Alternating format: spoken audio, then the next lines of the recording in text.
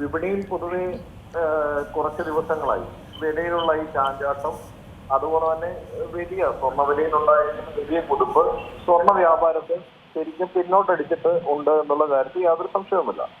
അതിനോടൊപ്പം വില കുറച്ച് കുറഞ്ഞ ഈ സമയങ്ങളിൽ ആളുകൾക്ക് സ്വർണം വാങ്ങണമെന്ന് ആഗ്രഹം വരികയും അവരുടെ അത്യാവശ്യ ഘട്ടങ്ങൾക്ക് വിവാഹം പോലുള്ള ആവശ്യങ്ങൾക്കായി മുൻപ് വാങ്ങിയിരുന്നതിനേക്കാൾ അളവ് കുറച്ചാണെങ്കിൽ സ്വർണം വാങ്ങുന്ന ഒരു തരത്തിലേക്ക് ആളുകൾ എത്തിയിരുന്നു.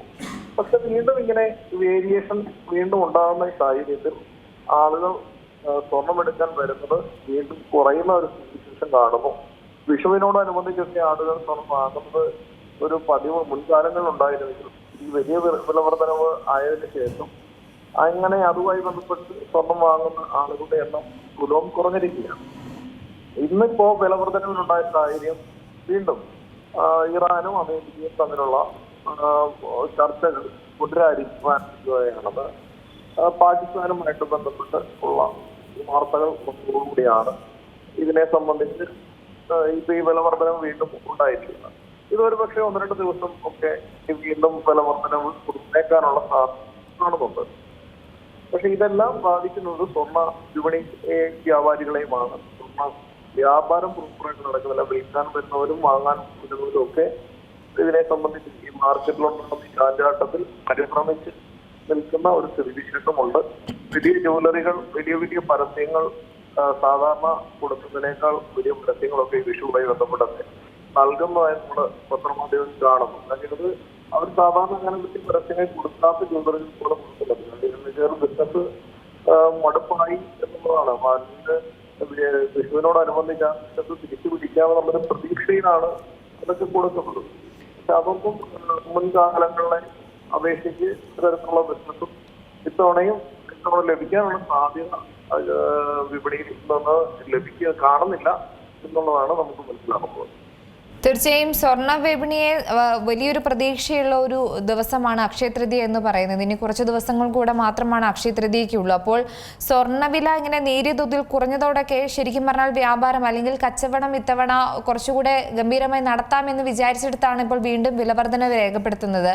അത്തരത്തിലൊരു വിപണി എങ്ങനെയാണ്? അക്ഷയ തൃതീയയ്ക്ക് പലപ്പോഴും പല ഓഫറുകളൊക്കെ കാണാറുണ്ട്. എന്നിരുന്നാൽ പോലും ഇത്തവണത്തെ വിലയനുസരിച്ച് ഈ ഓഫറുകളിലൊന്നും ആളുകൾ വീഴില്ല എന്ന് മാത്രമല്ല, ആർക്കും തന്നെ സംശയമായിരിക്കും. കാരണം ഇപ്പോൾ വാങ്ങണോ വേണ്ടയോ, അക്ഷയ തൃതീയ പോലുള്ള ദിവസങ്ങളെ സംബന്ധിച്ചൊരു വ്യാപാരം എങ്ങനെയാണ് നോക്കിക്കാണുന്നത്? അക്ഷയ തൃതീയ ഇതിന്റെ ആരംഭം അക്ഷയ തൃതീയ എന്നതിന് വലിയ പരസ്യങ്ങളിലൂടെ പ്രസിദ്ധി ആർജിച്ച് വന്ന ആദ്യ വർഷങ്ങളിൽ ഈ അക്ഷയ തൃതീയ ദിനത്തിൽ ആളുകൾ സ്വർണം വാങ്ങാനായിട്ട് കൂടുതലായി ജ്വല്ലറികളിലേക്ക് എത്തുന്ന ഒരു പതിവുണ്ടായിരുന്നു. പക്ഷെ കഴിഞ്ഞ 1-2 വർഷമായി ഈ അക്ഷയ തൃതീയയുടെ പ്രാധാന്യം ആളുകൾക്കിടയ്ക്ക് കുറയുകയും, അത് കുറയാനുണ്ടായ പല സാഹചര്യങ്ങളാവാം. ഇതിന്റെ അക്ഷയ തൃതീയക്ക് സ്വർണം വാങ്ങിയാൽ അത് കൂടുതൽ ഐശ്വര്യം ഉണ്ടാവും, കൂടുതൽ വാങ്ങാൻ സാധിക്കുമെന്നുള്ള ഒരു പ്രചരണമായിരുന്നു ഇതിന് പിന്നുണ്ടായിരുന്നു.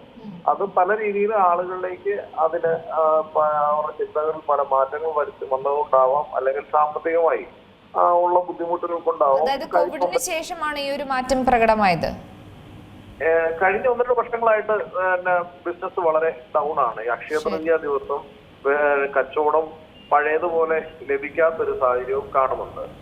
അത് തിരിച്ചു പറയണമെന്ന് നമ്മൾ ആഗ്രഹിക്കുന്നുണ്ട്. പക്ഷേ മൊത്തത്തിലുള്ള സാമ്പത്തിക മാന്ദ്യമാവാം, ഒരു പരിധി വരെ സാമ്പത്തിക മാന്ദ്യമാവാം. പിന്നെ ഈ വേറെ പല കാര്യങ്ങളും ഉള്ളപ്പോൾ ഇതിനു വേണ്ടി മാറ്റിവെക്കാനുള്ള ഒരു ആളുകൾക്ക് അതന്നെ സാമ്പത്തികത്തിലെ പ്രധാന എപ്പോഴും സാമ്പത്തിക ഒരു ഘടകമാണല്ലോ. പർച്ചേസിംഗ് പവർ ഉണ്ടെങ്കിലല്ലേ ഇതിനൊക്കെ സാധിക്കുള്ളൂ. ആളുകൾ വലിയ ബുദ്ധിമുട്ടിലൂടെ, സാധാരണക്കാരായിട്ടുള്ള ആളുകൾ, ഇടത്തരക്കാരൊക്കെ വലിയ ബുദ്ധിമുട്ടിലാണ്. നേരത്തെ എന്തെങ്കിലും ഒരു ചെറിയ ആഭരണമെങ്കിലും 1 ഗ്രാമിന്റെ മോതിരമെങ്കിലും അല്ലെങ്കിൽ 1 ഗ്രാമിന്റെ ലോക്കത്തെങ്കിലും വാങ്ങണമെന്ന ആഗ്രഹത്തോട് വരുന്ന ഒരുപാട് ആളുകളുണ്ടായിരുന്നു. പക്ഷെ ഇപ്പൊ അതൊക്കെ അതിനൊക്കെ വലിയ മാറ്റം വന്നിരിക്കുന്ന ഒരു സാഹചര്യമാണ്. തീർച്ചയായും താങ്കൾ സൂചിപ്പിച്ച പോലെ തന്നെ ഇപ്പോൾ സ്വർണ്ണവിലയിലെ ഈ ഒരു ചാഞ്ചാട്ടം ശരിക്കും സ്വർണം വാങ്ങാൻ ഉദ്ദേശിക്കുന്നവരെ സംബന്ധിച്ചിടത്തോളം ആശങ്ക നിറയുകയാണ്. പക്ഷേ ഈ പഴയ സ്വർണം വിൽക്കുന്നവർക്ക് ഇതൊരു മികച്ച സമയമായിട്ട് തന്നെയല്ലേ കാണുന്നത്? കുറച്ച് ദിവസമായിട്ട് ചാഞ്ചാട്ടം തുടരുകയാണ്. അത് കുറയുന്ന വിലയിൽ നിന്ന് കുറച്ച് കൂടുതൽ ഈ മാസത്തെ ഏറ്റവും ഉയർന്ന നിലയിലാണ് ഇന്ന് വ്യാപാരം പുരോഗമിക്കുന്നത്. അതുകൊണ്ട് തന്നെ വിൽക്കാൻ ഉദ്ദേശിക്കുന്നവർക്ക് നല്ല സമയം തന്നെയല്ലേ ഇത്? വിൽക്കാൻ ഉദ്ദേശിക്കുന്നവർക്ക് നല്ല സമയം തന്നെയാണ്. ഇപ്പോഴത്തെ സാഹചര്യത്തിൽ ഇന്ന് ഒക്കെ കൊടുക്കുന്നത് കുഴപ്പമില്ലാത്ത റേറ്റ് അവർക്ക് ലഭിക്കുന്നുണ്ട്.